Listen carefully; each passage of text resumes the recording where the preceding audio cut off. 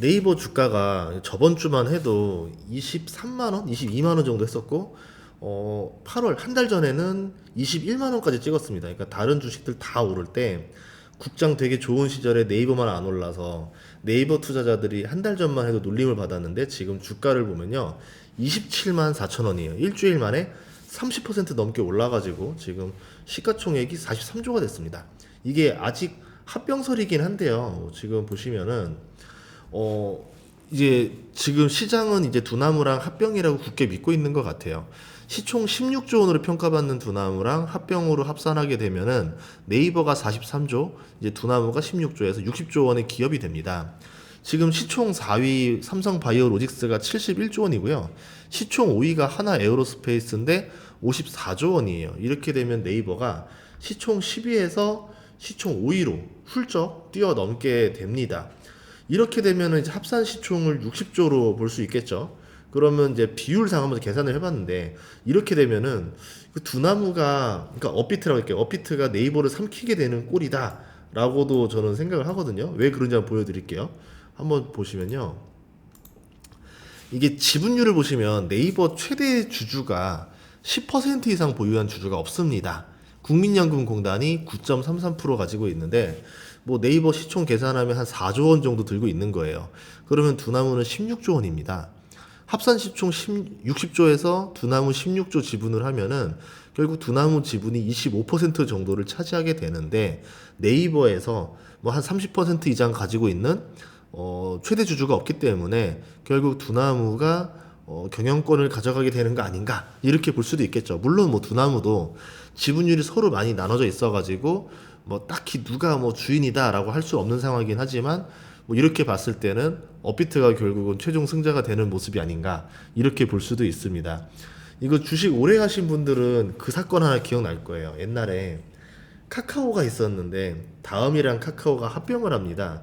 그렇게 되면서 예전에는 다음이 엄청나게 큰 회사였고 카카오가 작은 회사였는데 카카오가 훨씬 더 커지면서 이제 다음을 삼키게 되면서 카카오라는 이름으로 됐었죠.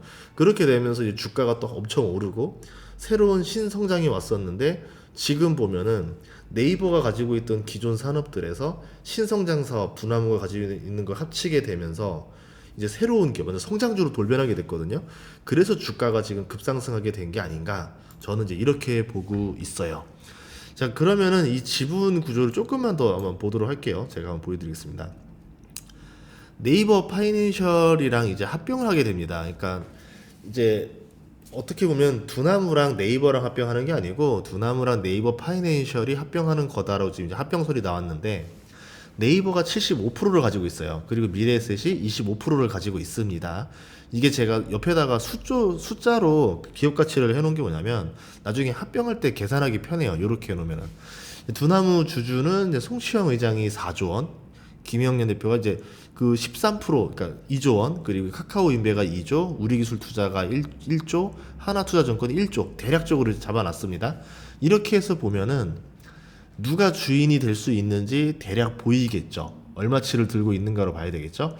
그렇게 해서 이제 네이버 파이낸셜도 이제 네이버 거로 보기 때문에 43조에서 4조를 빼서 39조로 보고 20조 더하기 39조가 되니까 총 이제 59조. 그냥 대충 하면은 60조 원 정도의 합병이 나오는 거다. 이렇게 볼 수 있습니다.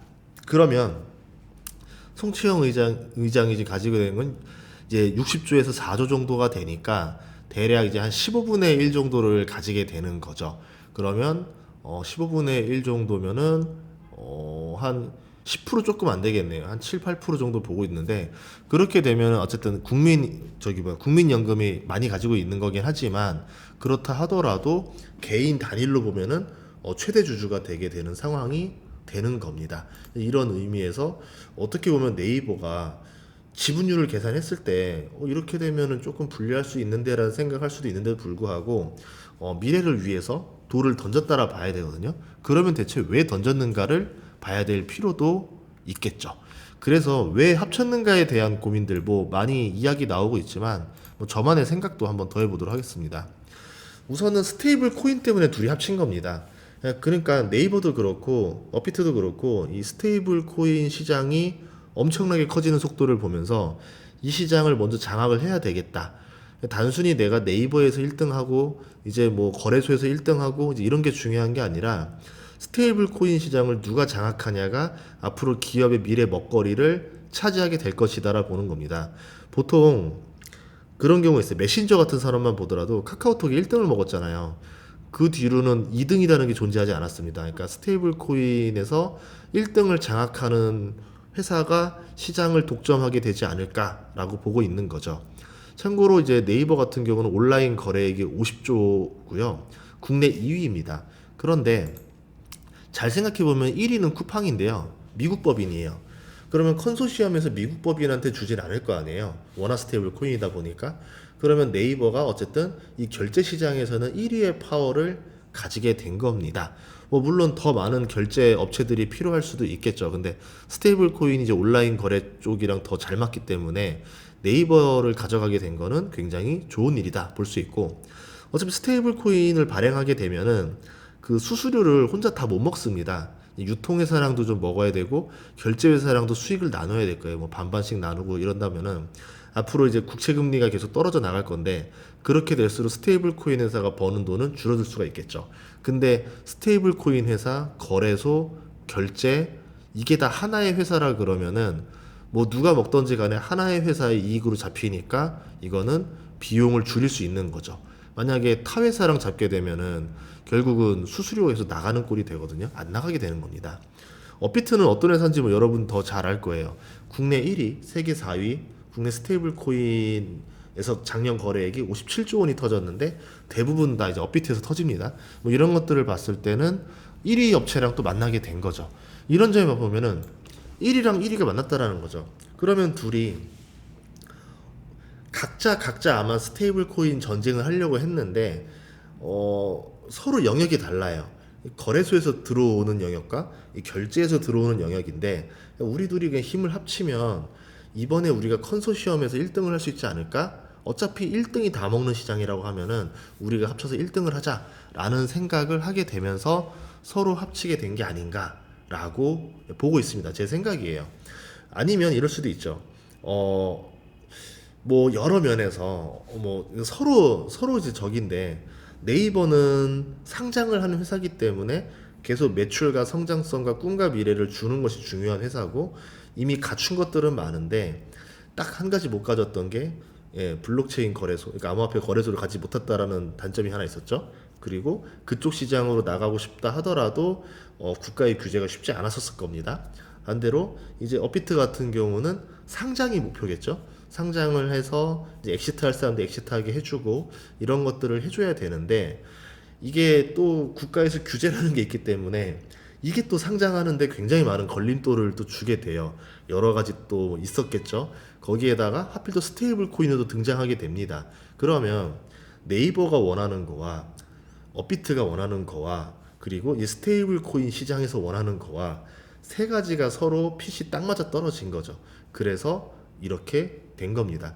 나중에 뭐 이제 합병설이긴 한데, 파이낸셜이랑 합치고 이제 파이낸셜이랑 네이버를 이제 또 합병을 하게 되면은 어쨌든 이제 두나무 투자자들은 네이버 주식으로 바꿔가게 되면서 결국은 뭐 상장을 한 효과와 비슷하게 가져갈 수 있겠죠.